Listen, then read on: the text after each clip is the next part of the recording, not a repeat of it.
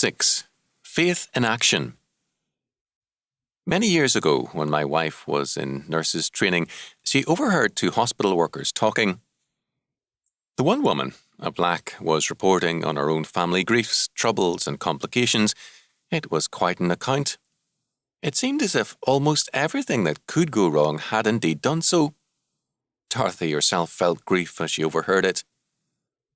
The other woman finally asked the narrator what in the world she could do about all her problems.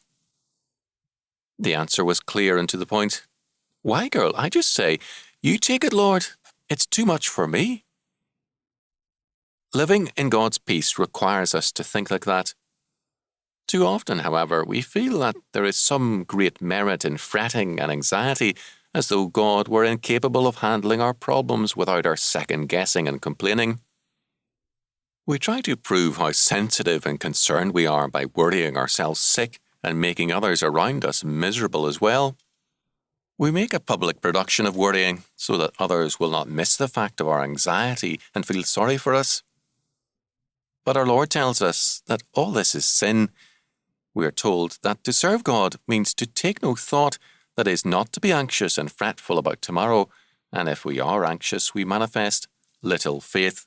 Matthew 6:24-30.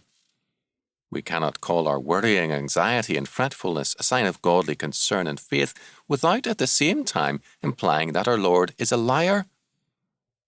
Thus, when we justify our sin, we greatly compound it. Rather, what we need to do is to apply God's word to all our problems, seek godly solutions, and with them say simply, "You take it, Lord. It's too much for me." That is faith in action.